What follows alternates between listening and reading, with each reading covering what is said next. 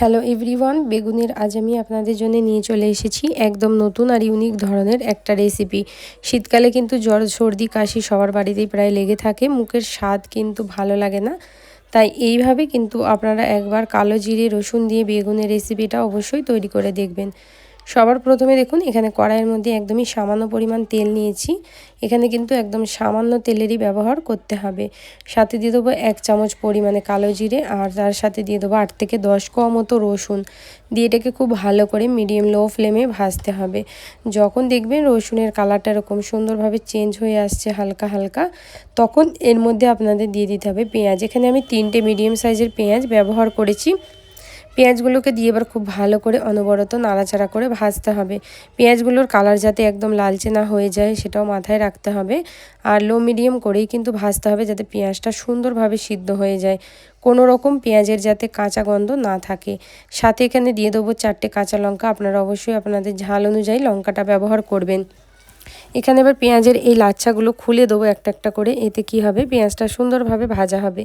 বন্ধুরা, যদি আমার প্রত্যেক দিনের মতো আজের ভিডিওটাও ভালো লাগে অবশ্যই লাইক করবেন, কমেন্ট করবেন, আর ইউটিউব থেকে দেখলে চ্যানেলটা সাবস্ক্রাইব করবেন। ফেসবুক পেজ থেকে দেখলে পেজটাকে অবশ্যই বন্ধুরা ফলো করে এই ছোট্ট চ্যানেলটাকে সাপোর্ট করবেন।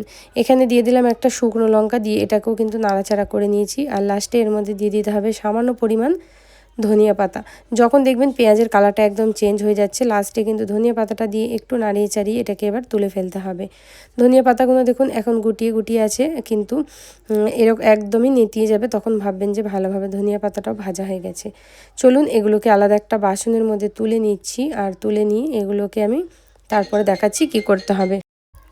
তো এবার দেখুন এখানে আমি তুলে নিয়েছি, আর অপর দিকে দেখুন বেগুন নিয়েছি। এখানে আমি 2টো সাদা বেগুন নিয়েছি।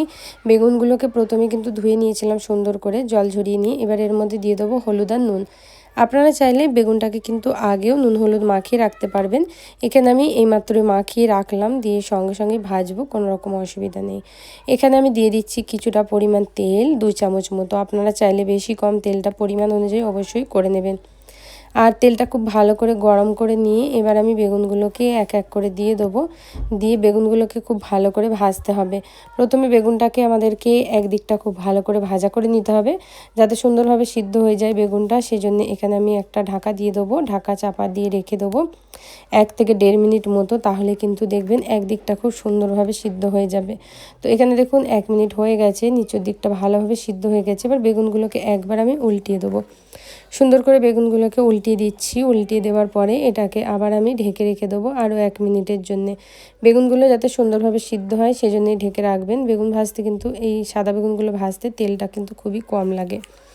আর যেই পেঁয়াজ লঙ্কা ধনেপাতা ভেজে রেখে দিয়েছিলাম সেগুলোকে এবার আমি শিলের মধ্যে খুব ভালো করে পিষে নেবো।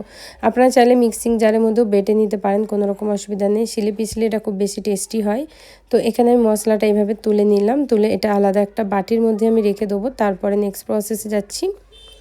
তো বেগুনটাও দেখুন এখানে কিন্তু মশলা পিষতে পিষতে ভালো করে ভাজা হয়ে গেছে। এবার আমাদের এক এক করে বেগুনগুলোকে আলাদা একটা বাটির মধ্যে তুলে ফেলতে হবে। বেগুনগুলো দেখুন তেল কিন্তু টানেনি, যতটা তেল কিন্তু কড়াই ছিল এখনও পর্যন্ত ততটাই আছে। আপনারা চাইলে এই তেলটাকে এই সময় একদমই কম করে তারপরেও দিতে পারেন, বা এই তেলের মধ্যেও ভেজে নিতে পারেন, কোনো রকম অসুবিধা নেই। ভর্তা তো আপনারা অনেক রকমভাবে খেয়েছেন, এইভাবে একবার বেগুনের ভর্তা তৈরি করে অবশ্যই দেখবেন, দেখবেন কি মজার লাগে। আর প্রচুর পরিমাণে টেস্টি হয়। ভাত রুটির সাথে গরম গরম আপনারা একদম কিন্তু জমে যাবে। ওই তেলের মধ্যেই কিন্তু বাটা মশলাটা আমি দিয়ে দিলাম। যেহেতু বাটা মশলাটা প্রথমে ভালো করে ভেজে নিয়েছিলাম, সেহেতু কিন্তু খুব বেশি এটাকে আর আমাদের ভাজতে হবে না। এটাকে প্রায় 1 মিনিটেরও কম হালকা করে একটু ভেজে নিলেই কিন্তু হবে। তো দেখুন এখানে যখন দেখবেন এটা সুন্দরভাবে ভাজা হয়ে গেছে 1 মিনিট, তখন এর মধ্যে যেই বেগুনগুলো আমি ভেজে রেখেছিলাম সেই বেগুনগুলো সব ঢেলে দিয়ে খুব ভালো করে নাড়াচাড়া করে ঘেঁটে দিতে হবে, যাতে মশলার সাথে আর বেগুনের সাথে খুব ভালোভাবে একদম মিক্স হয়ে যায়। অবশ্যই এটা মাথায় রেখে এটাকে আরও 1 থেকে 2 মিনিট মতো ভেজে নেবেন, তাহলে কিন্তু এই রেসিপিটা একদম রেডি। কেমন লাগলো কমেন্ট করে জানাতে ভুলবেন না, আপনারা অবশ্যই জানাবেন। আর এরকম ভিডিও যদি ভালো লাগে তাহলে আমার চ্যানেলটা সাবস্ক্রাইব করবেন, আর ফেসবুক পেজ থেকে ফলো করে দেবেন। পুরোটা দেখার জন্য অসংখ্য ধন্যবাদ।